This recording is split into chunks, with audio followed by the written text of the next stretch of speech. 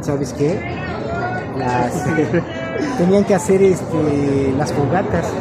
Entonces, si tú hacías una fogata muy grande, eso era sinónimo de peligro porque ibas a llamar a los depredadores y además podías morir intoxicado por el humo.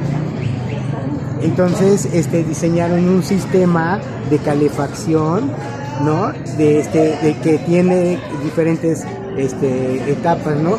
Es una, la de las leñas, la de conseguir madera, prender fuego, pero que esa solamente la podían hacer con algo que traían siempre pegado a sus pieles dentro para que estuviera seco, que son raíces, para que pudieran hacer la primera chispa. Sí. Bueno, por ejemplo, vamos a hablar de eso. Y luego, por ejemplo, las pieles, ¿no? Se vestían con pieles, tú sabes que si se mojaban, entonces y les podía dar hipotermia, entonces tenían que estar secos. Imagínate en un lugar rodeado de hielo, pues cómo, ¿verdad?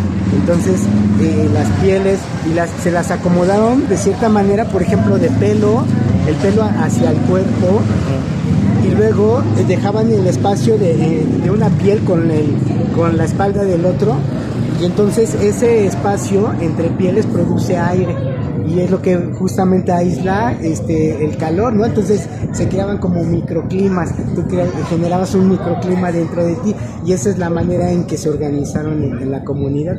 Entonces los viejitos, mujeres y niños dormían en los lados, más aislados del fuego, pero no tan alejados para que se calentara, ¿no?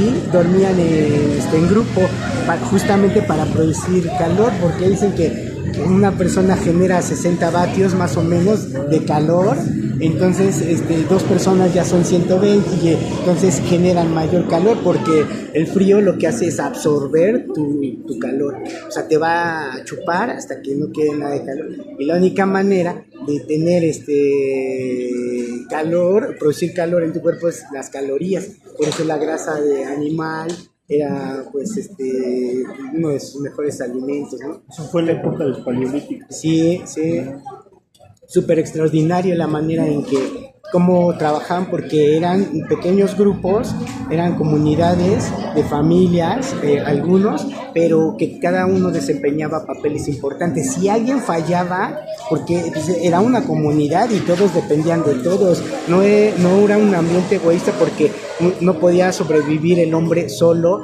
En esa época, si estaba solo morías, era igual a muerte, ¿no? Nadie podía sobrevivir. Ya se comunicaba.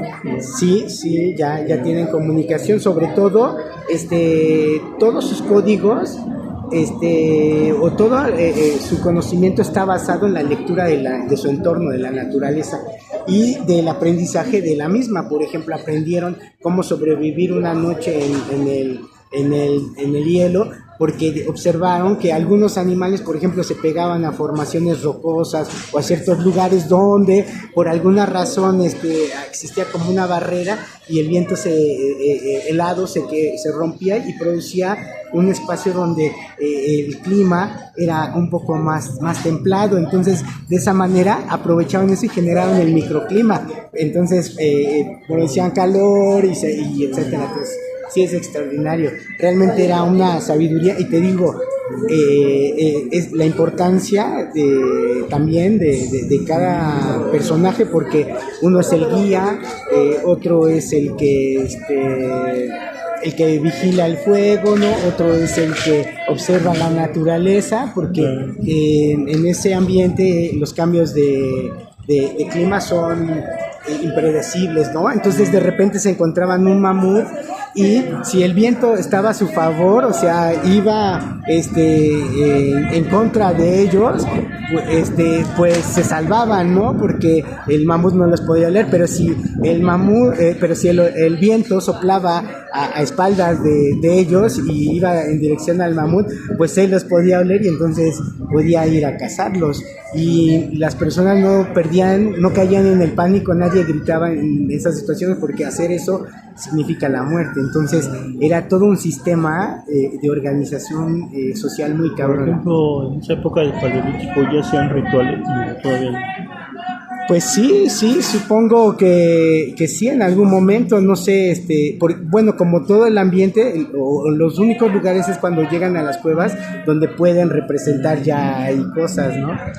Sí, pero pues es todo un ritual y realmente de vida preciso, milimétrico de cada uno de los individuos de la comunidad de Paleolítico para que pudieran sobrevivir, porque ahí si alguien fallaba, si no había fuego, si no había madera seca, si alguien se dormía en la noche, porque se dormían por ciclos, porque nadie, o sea, tenía que quedar alguien despierto, porque si no, los lobos, etcétera, muchos peligros. Por ejemplo, actualmente en el presente, tantos millones de habitantes en el mundo, tantos millones de personas, ha hecho un poco también que cree una conciencia o división. O sea, al haber en el planeta más de 7.000 millones, algo así, de seres humanos, o sea, un mundo sobrepoblado, sí, ha hecho un poco que, aparte de las ideologías y sistemas de control, todo eso, o sea, social, o sea, viendo tanta gente, nos ha hecho que un poco nos separemos en vez de unirnos para resolver ciertas cuestiones modernas del presente. Pues sí, es que yo creo que la sociedad moderna ya está muy alejada de todo ese conocimiento y ya muy condicionada, porque la misma sociedad ha producido que pues ya no tienes que, ahora ya puedes sobrevivir solo, ¿no? Porque pues puedes conseguir una casa donde dormir, ¿no? Puedes conseguir una estufa, ¿no? Puedes calentarte, ¿no? Puedes ir a un supermercado como y comprar comida, ¿no? Y en ese momento, pues, pero aquí hay una diferencia, bueno, justamente eso, se desintegra la comunidad, ¿no? Hemos perdido pues ciertas cualidades que se ganaron el humano en esa época, ¿no? Esas capacidades de reflexión y todo eso, que sí nos llevaron, ahora pues te digo, ya hay estufas, ya hay todo eso, y sí nos ha alejado del contacto de la naturaleza, y eso ha cambiado pues totalmente nuestra forma de vida y nuestra perspectiva. Hace rato mencionabas un libro que tenía el título La afinación del mundo, algo así. Sí, el ambiente sonoro y la afinación del mundo. Es que justamente, imagínate, por ejemplo, volviendo a lo de la paleolítica, imagínate el ambiente sonoro en ese contexto, ¿no? Sí, donde, ¿no? Los vientos, así, a todo, a lo lejos, un gemido de un mamut, no sé, el llanto de un niño, el fuego, no sé. Entonces el ambiente sonoro eso es, digamos, en una sociedad tradicional, ¿no?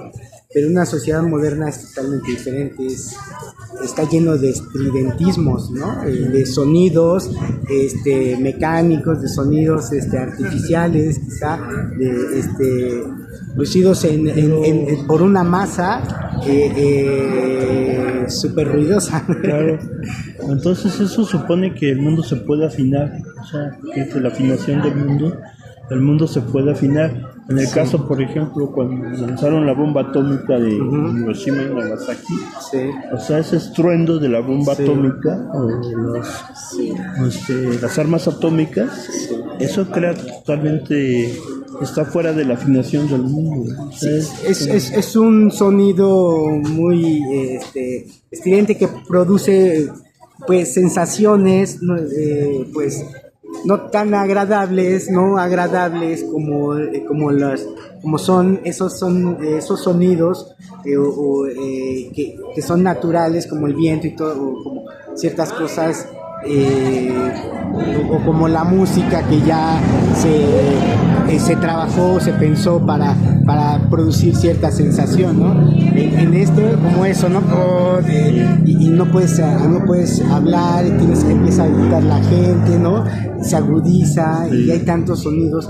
Imagínate, los niños crecen en ambientes donde pasan muchos autos, donde, por ejemplo, si creces en una colonia o en un lugar donde hay mucho hacinamiento de personas, pues creces con otro ambiente sonoro, ¿no? Cuando creces en el campo, creces con un ambiente sonoro que permite, pues, estados de ánimo o percepciones también del mundo, pero a partir de esas sensaciones es que ya se ha estudiado que cuando nosotros empieza nuestra gestación como seres humanos en el vientre materno, dice que lo primero que se forma es el oído, ¿no? Dice, lo primero que se forma en el ser humano, ya en el vientre de la madre, es el oído, y que cuando mueres, todavía ya estás muerto, o sea, ya viviste, ya llevas una vida prolongada, mueres, y ya estás muerto, pero todavía puedes escuchar, según dicen,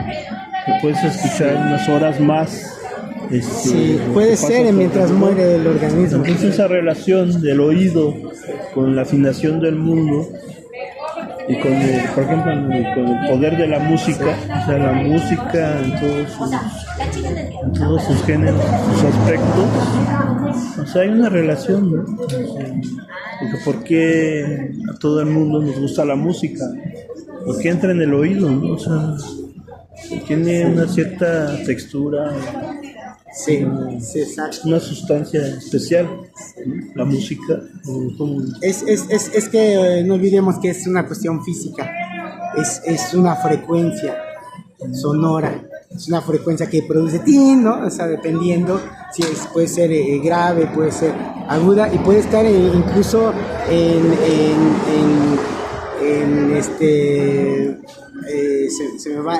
puede ser incluso un sonido infraauditivo, ¿no? Para el oído humano, porque hay muchos sonidos en nuestros ambientes que no alcanzamos a percibir con el oído de un ser humano, que son de 20 a 20,000 Hz más o menos. Entonces, eso produce, pues es física, ¿no? Eso produce una reacción física, por supuesto. Muy bien. Gracias por la charla, Mundo. Sí, gracias. Pues ahí estamos. Saludos. Sí, saludos. Bye, buena tarde.